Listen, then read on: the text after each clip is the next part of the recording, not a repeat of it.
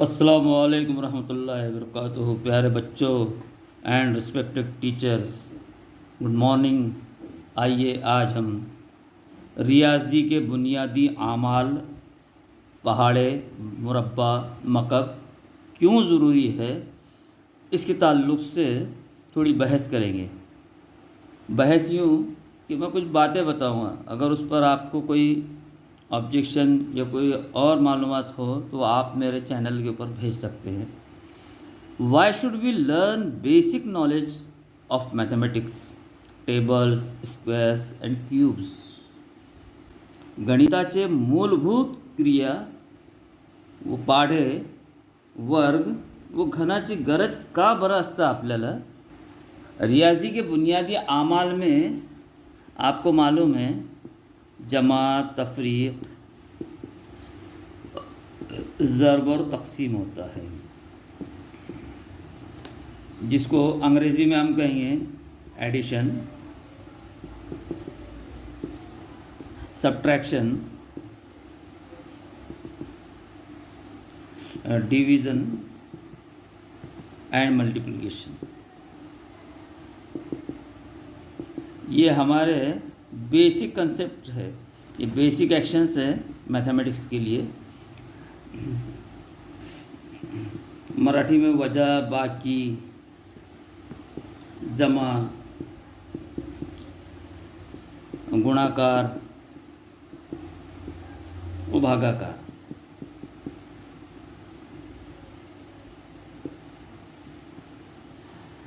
हे आपले मूलभूत क्रिया है गणिताची। अब इसके ऊपर पहले थोड़ी सी बहस कर लेते हैं। इससे पहले के वीडियो में मैं आपको बता चुका हूँ कि इनमें क्या क्या कोरिलेशन होते हैं, इनकी क्या ख़ास बात है। अब इसमें एक बात सबसे अहम याद रखी है कि जो जमा रहती है, जैसे 234 जमा 105, तफरीक का अमल रहता है यानी सब्ट्रैक्शन 545 माइनस 196, मल्टीप्लिकेशन रहेगा इंटू 15, और चौथा रहता है डिवीज़न।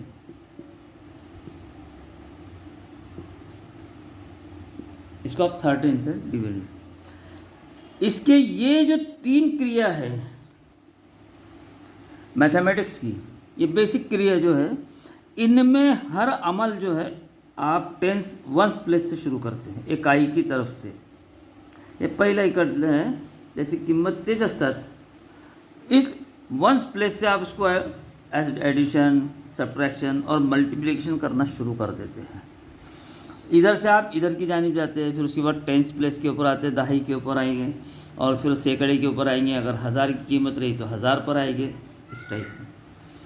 ये एक ही क्रिया चौथी डिवीज़न की एक ऐसी है कि जिसमें आप वंस प्लेस से शुरू नहीं करते, बल्कि इस पूरे नंबर का लेफ्ट हैंड साइड जो रहेगा यानी बाएं तरफ, उसका जो नंबर रहेगा, चाहे वो वंस प्लेस वाला हो, टेंस प्लेस का हो, 100 का हो, 1000 का हो, कुछ भी हो, वहाँ से आप इसकी शुरुआत करते हैं।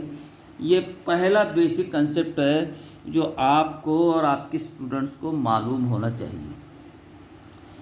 अब इसमें एक दूसरी अहम जो चीज़ है,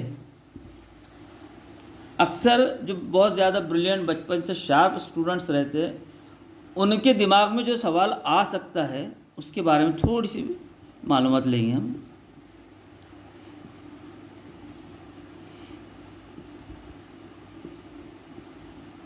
आप इनकी जमा कर रहे हैं, आप 5 में जब 8 मिलाते, जैसे अगर एक और मिसाल ले लेता हूँ मैं, एक छोटी सी मिसाल।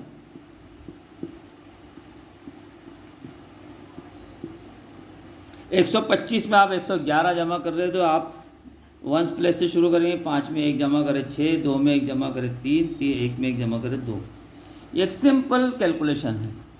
जब आप यहाँ पर करते हैं तो ये 5 में जब 8 मिलाएंगे तो आपको 13 मिलेंगे। आप 13 यहाँ नहीं रख सकते, तो आप बच्चे को बताते हैं कि ये एक हासिल का आया है, एक्चुअली ये 10 + 3 है, ये 1s प्लेस है, ये 10s प्लेस है, ये आपको मालूम है। बच्चा ये सोचेगा कि सर आप ये 13 क्यों नहीं रख रहे, हासिल का क्यों रख रहे हैं, ये सवाल अक्सर आता है। उसका एक सिंपल आंसर ये है कि बच्चों को ये बताना कि बेटे ये जो नंबर्स मिले और इनमें जो नंबर मिले थे, यहाँ पर जो 6 मिला था ये अकेला है, ये 1s प्लेस वाला ही था, उसको 1s प्लेस के नीचे रखे।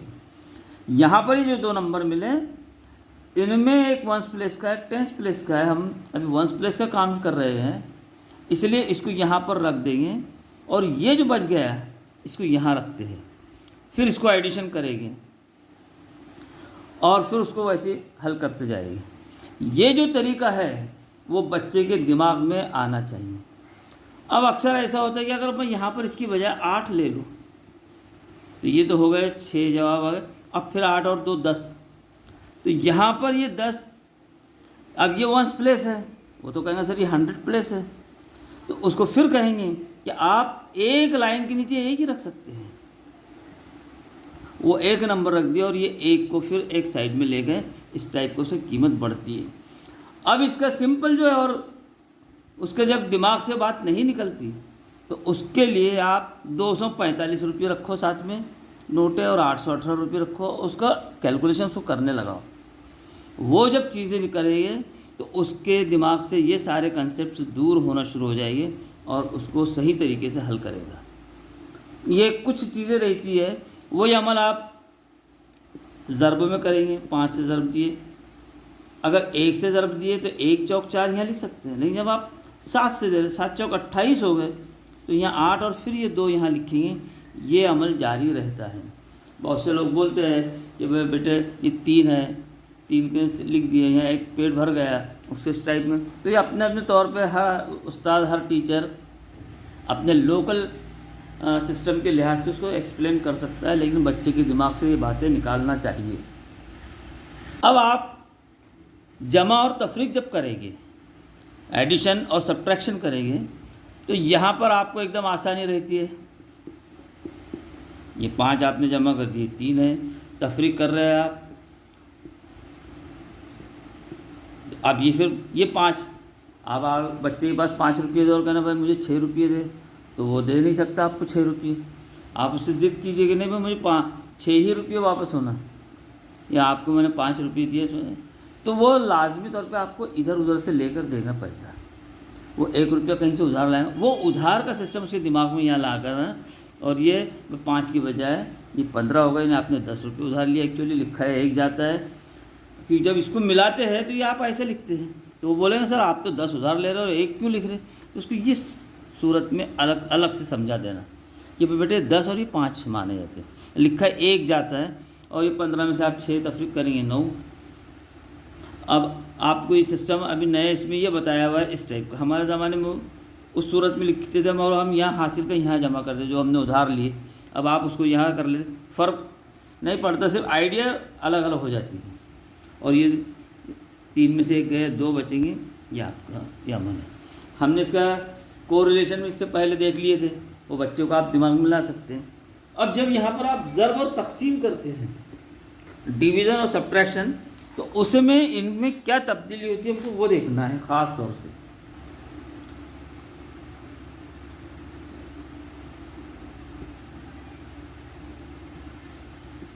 चौंतीस को 18 ज़रब देना है। आसान तरीका है कि आप 8 से पहले ज़रब देते हैं, फिर 1 से देते हैं, ये पहले 1s प्लेस से फिर 10s प्लेस से दिया जाता है। 8 चौक 32 के 2 हासिल किया 3, 8 3 24 और 3 27, 1 चौक 4, 1 3। यह आपका जो तरीका है वो आप उसको बता देते हैं, उससे जवाब आ जाता है। लेकिन अगर आप उसको कहेंगे बेटा 18 से डायरेक्ट ज़रब दो, 18 से मल्टीप्लाई करो, तो वो वहाँ पर रुक जाता है। उसको वहाँ पर पहाड़ों की ज़रूरत पड़ती है। ये 18 के पहाड़ है, जब वो बनाए तो 18 चौक 72 उसको मालूम होना चाहिए। 18 के पहाड़े में तीसरे नंबर पे जब ज़रब देंगे तो 54 आते हैं। अगर ये उसको मालूम हो तो बहुत जल्दी से इसको एग्जाम्पल्स को हल करेगा।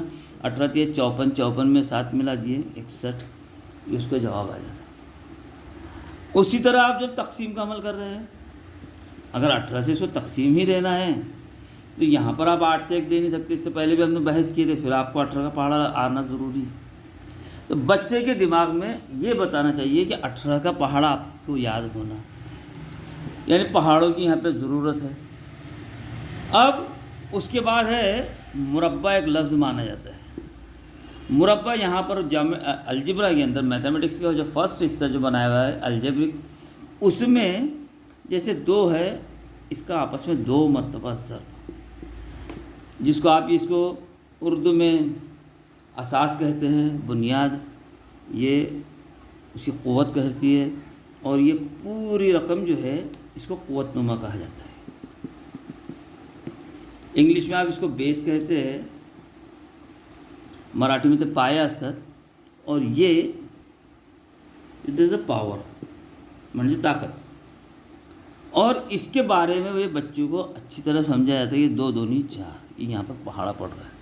फिर आप मकब पढ़ते हैं, जिसको घन कहता है मराठी के अंदर, और अंग्रेज़ी में क्यूब कहते हैं, इसको स्क्वायर कहा जाता है। अब यहाँ पर फिर इसका 3 टाइम्स मल्टीप्लिकेशन माना जाएगा। अब ये सब चीज़ें अगर उसको आती है तो वो बच्चा मैथमेटिक्स को ज़्यादा से ज़्यादा आसानी से हल कर सकता है।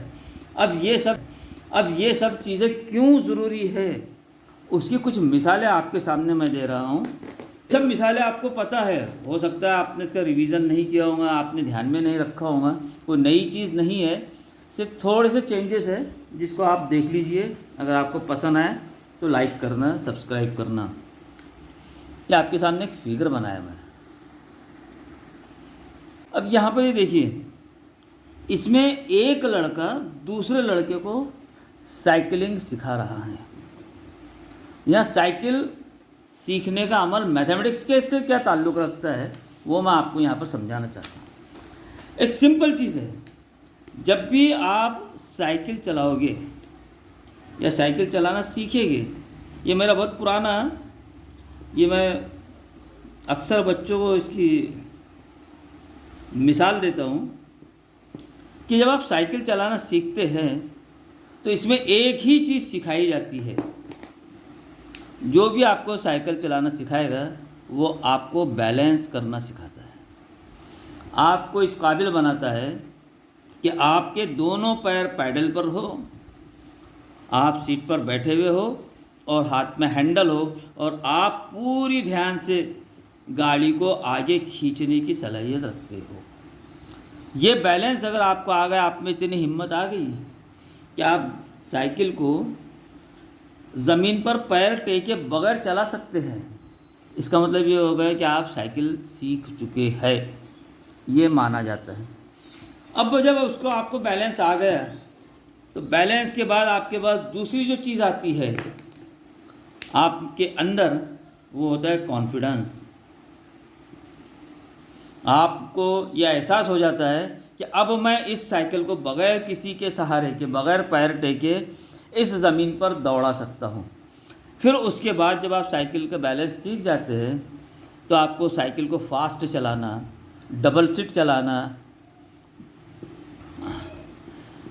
और दूसरे उसके ऊपर बहुत सारे एक्शंस करके दोनों हाथ छोड़कर चलाना, और पब्लिक के सामने साइकिल को एक चाक के ऊपर ऊंचा करना ज़मीन पे, ये सारे करामात, जो सारे कमालात है, वो आ जाते हैं कॉन्फिडेंस के बाद, क्योंकि आप साइकिल को बैलेंस करने में परफेक्शन पैदा कर लेते हैं।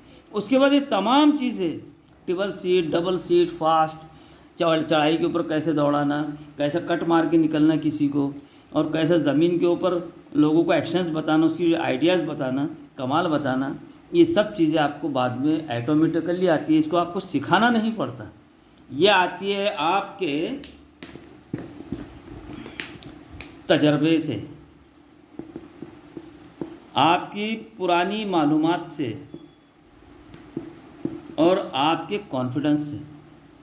ये जो चीज़ें आती है ना, ये सब आपका एक्सपीरियंस, आपकी जो बेसिक नॉलेज था साइकिल का, और आपका जो कॉन्फिडेंस था, आपके अंदर का एतमाद जो था, आपके अंदर की जो शक्ति थी, उसकी वजह से आप वो सारी चीज़ें कर लेते हैं।